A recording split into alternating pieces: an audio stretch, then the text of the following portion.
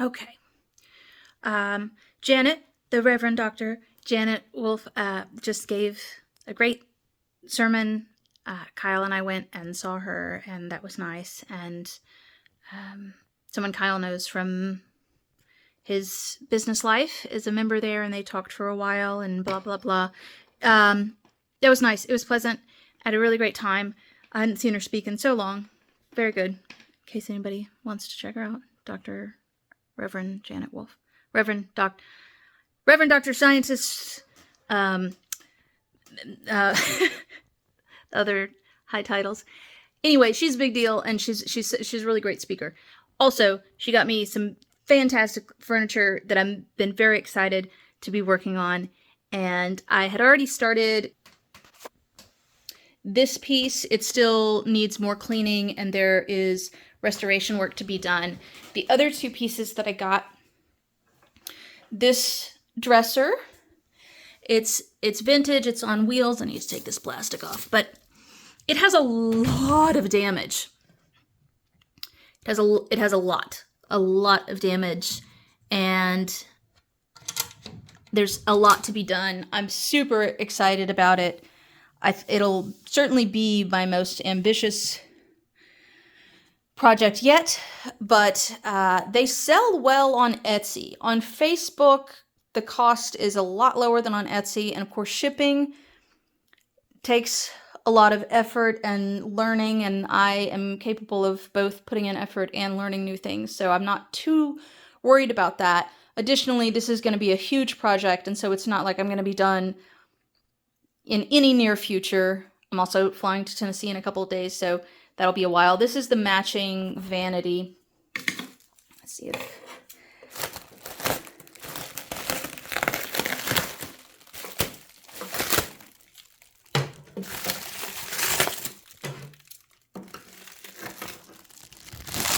Thanks to Habitat for Humanity and whoever donated this to Habitat for Humanities. Their restore is becoming my favorite place to source furniture. They have some really great deals and some beautiful things, and this is by far the highest quality of anything I've gotten so far.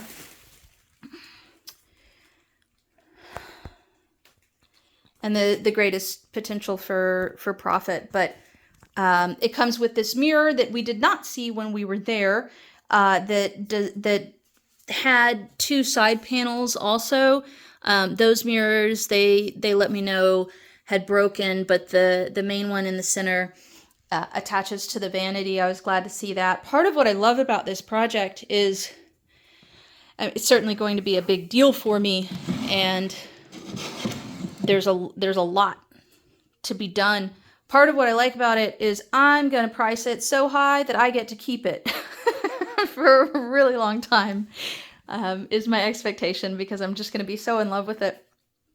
And I don't know if that's the best reason to love a project that I already planned to make it impossible to sell, but there's that. The two side tables that I painted look really good. They require polyurethane still. I've been letting the paint cure, and I think I'll continue to allow it to cure before I do polyurethane on top. I'm not actually sure if that's necessary. As I've said, fucking around finding out about a lot of this. I also need to fill the holes. I anticipate the way that I'm going to do that is either with a wood filler or just a wood glue. I think I'm a little sad about the lesson I had to learn with that, because it did damage the furniture a little, and probably the resale value up to a point. I don't think that point's enough that I need to worry about it enormously, but it is definitely a lesson learned, and it was painful to watch that part of it fail when I got so close to it being near exactly what I wanted. But I'm glad for that piece, and I'm excited about the dresser and the vanity, and continuing to clean up on this piece. I have paint to do an Art Deco design on the sides of it. I'm considering postponing that and seeing if I can post it for a good profit without the painting. I don't know. It's worth considering. Here we go. I've taped off the hardware. This is good. I've taped off the hardware that I want to continue working on in hopes that I won't damage the surrounding wood. On here, I did it. I cleaned, and let's see. You can tell here there was some damage to the wood there because of my scrubbing. The hardware around it, the trim, looks so much better that I'm going to call that worth the damage that was done, and hopefully restore a finish, or some just tung oil may work. The tung oil did great on part of this. The restore finish I tried, and it did not restore it to its original finish to the extent I could have hoped for. I wasn't using steel wool. I did get some fine steel wool, so that might prove to be better later. But what I did was I cleaned up where the finish was failing here to the extent that I could with a toothbrush. So what remains is finish that's not entirely failing. I don't know how successful this is going to be. I haven't seen others do it, and I think that's for a pretty good reason.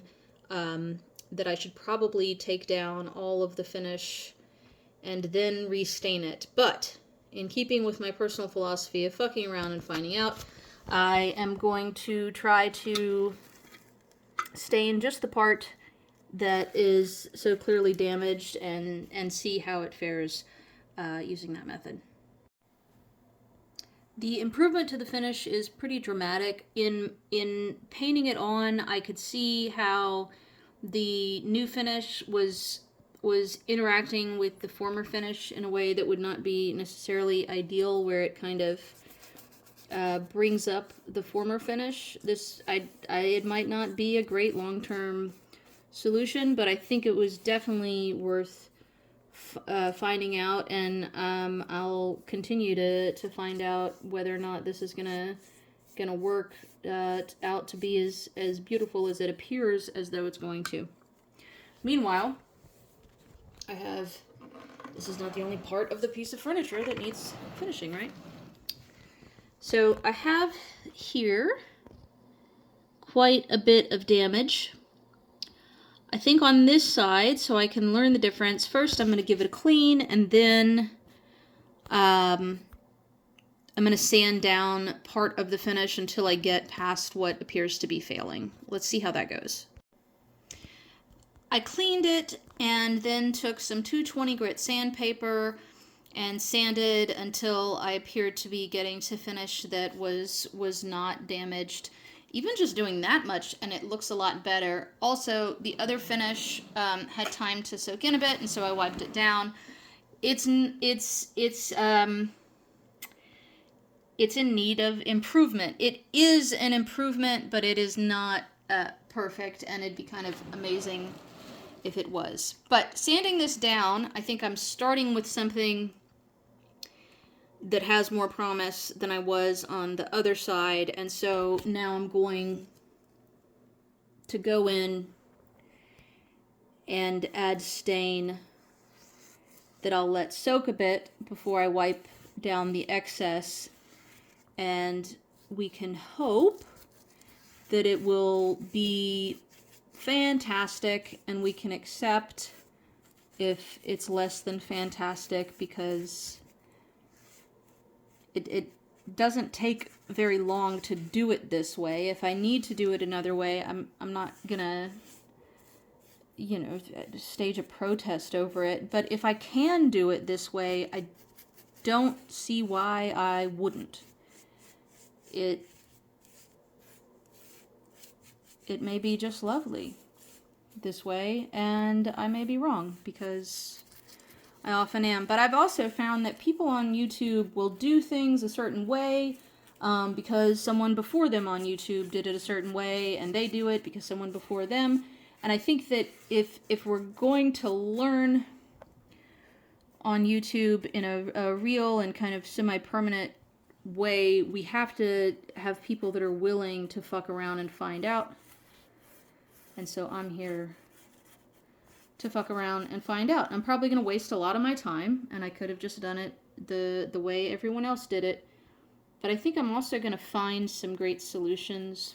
The DIY chalk paint that I make, I think, is a really good example of why it's worth trying something new, even if it's not already on YouTube.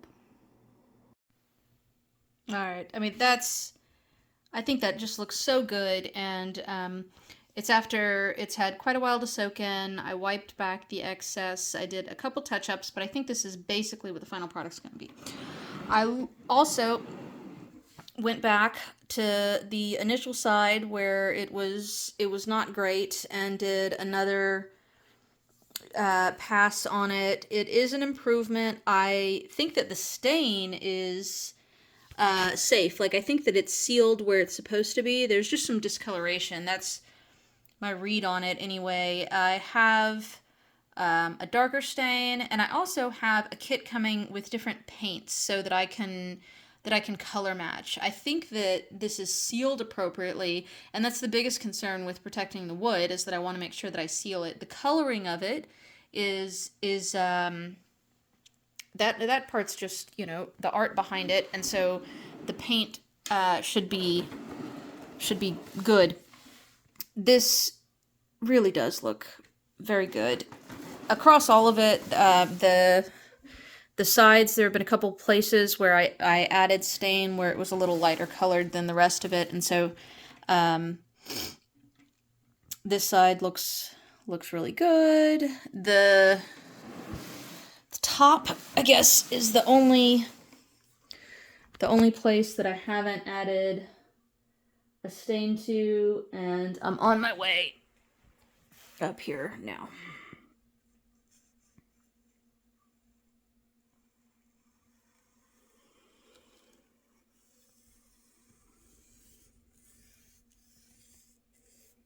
Where I had been scrubbing it so hard to get the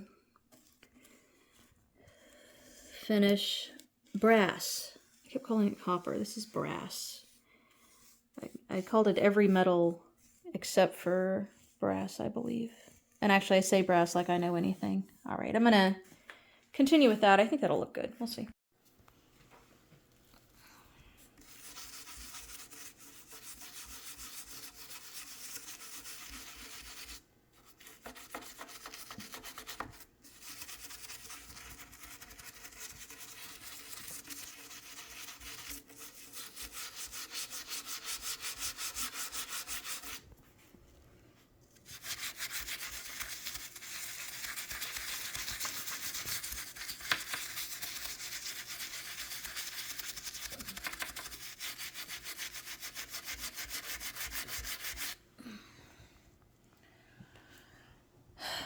We're getting there.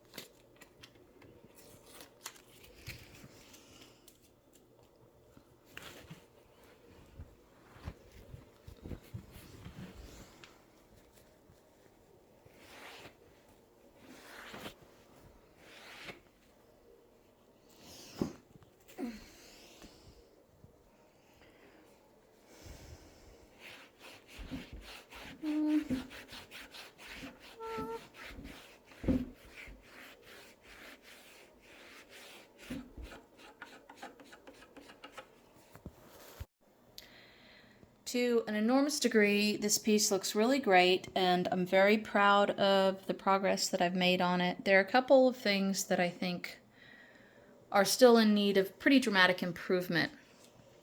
This is the color most of the hardware, except for the trim, it's a little lighter, and I'm okay with that. This is the color most of the metal is. This is where there's damage. This had previously been black, so that's a big improvement, but it's still a pretty dramatic shift from that much warmer color.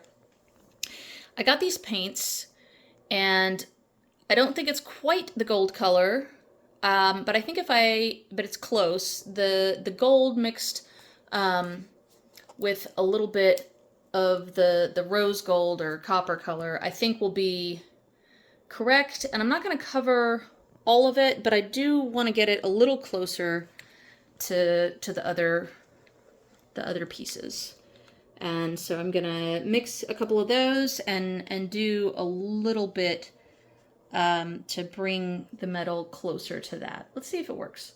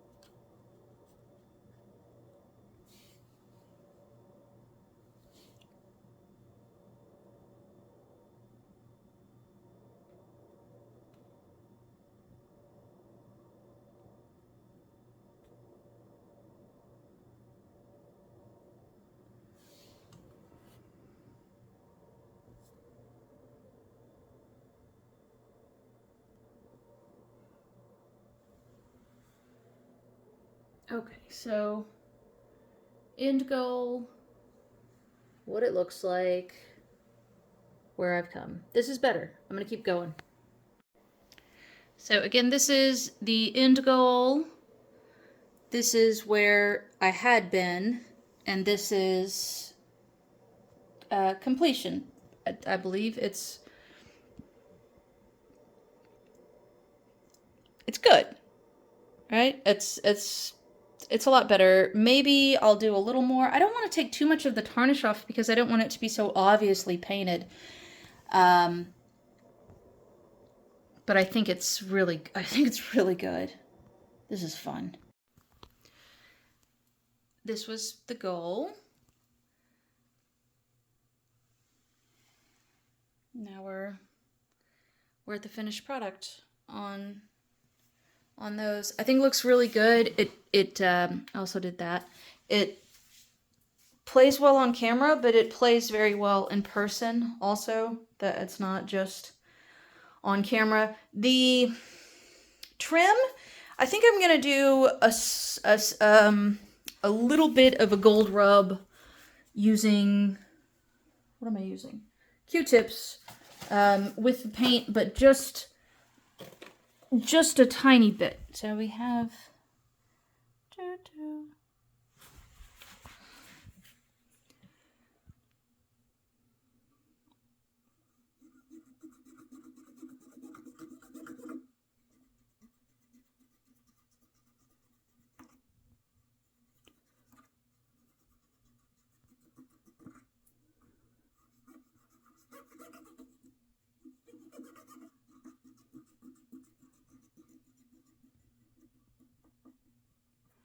Now I can take a moment to decide whether or not I want to continue that. The goal. The rubbed area. There it is without it. Yeah, I'm gonna reduce how much gold. I'm gonna use a little water. I believe I am finished with this piece. I feel very good about all of it. I did a slight gold wash on the trim. You can tell it's not quite the same gold as the hardware, and I like the way it is. I like the way the whole thing is. I had thought, I'd felt very strongly that I would be doing an Art Deco design on the side or the front. I don't feel as strongly about that now. I guess that's still up for consideration. I really like how well this has turned out as it is. I think it's quite lovely. I feel very good about it. There's a lot of damage on the backside of the vanity here. I'm going to do some wood filler here and then also up here. Kyle's come. He left his phone so he can do work while I do work on the furniture. I got some soapy water and my drill and a couple hours to clean and get this piece going before it's time for dinner. We looked up the company that's listed. This is the Woodward Manufacturing Corporation from the Capital Line. It was an Austin company. Other pieces of nearly identical furniture, not quite, like it's obvious they're the same-ish furniture though, that we saw posted. They came from the 1920s, and so that's some information. That's all the information I have about these pieces now. I had thought they were between 1920s and 1940s. It's nice to know that they're closer to 100 years old than they are to 80. I am just glad that I get to work on them now. On this bottom drawer here, the bottom of the bottom drawer is not attached. I'm not super upset about that because, first of all, I think it can... Sorry. I think it can go back in and I can glue it well enough. Second of all, it might be an opportunity to see what sanding the bottom could do to it. And also, it lets me know I can easily enough replace the bottom if there are other drawers that aren't okay. I think I'm gonna want to put some kind of sticker on the bottom of all of these drawers. And since my boyfriend is a sticker manufacturer, I'm probably going to ask him to make some custom stickers for this set of furniture. I think that would be really lovely. I'm so glad that it's from Austin and it's one of Austin's oldest manufacturers of furniture. I think that's really cool. History happening here. Time to clean this.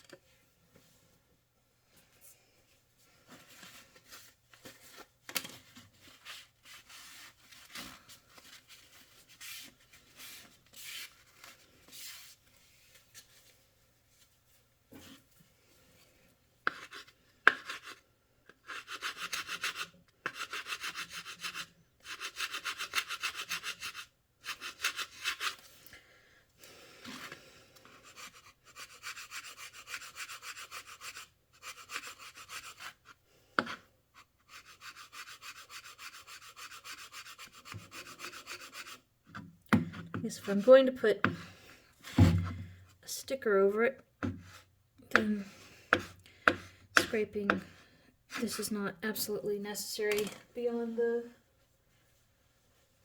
issues it might create with the sticker.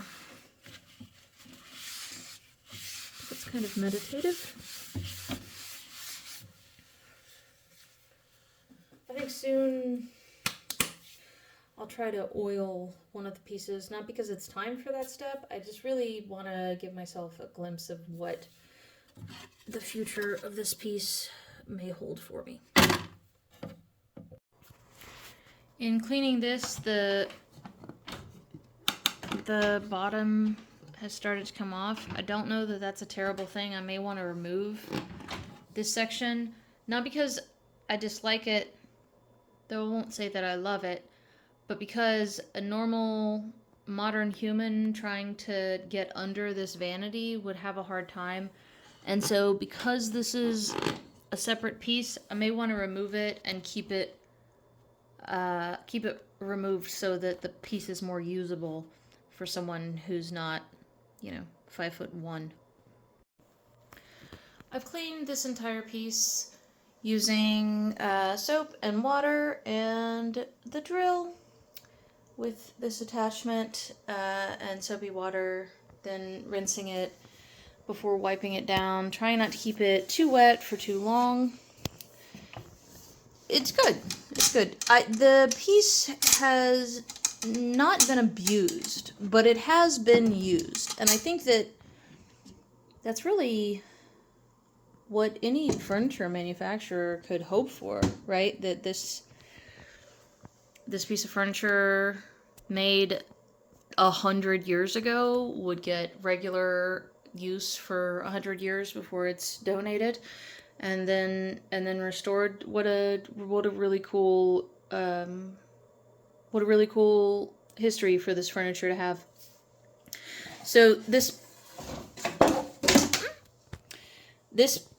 drawer, well, it needs to be put back together, and it's drying a little bit. I don't really have time for much other than hydrating some of the oil and seeing how that may look. This part's not really dry. The interior of the of the drawers is dry enough for me to apply some tung oil to get an idea of what that will do for the wood. Outside of that, I don't have a lot more time. I've got about an hour, and so I don't think there's much more that can be done. This piece that was in the center did come out pretty easily. I used a mallet to pull it out, and I think I'm gonna leave it out. It wouldn't look bad with it in. It was there for a reason, but it's so low by a modern person's standards that I just don't. I think it'll be more useful without that piece of wood in it. And if there's any kind of structural integrity issue that I determine, I'll put a small piece of trim to help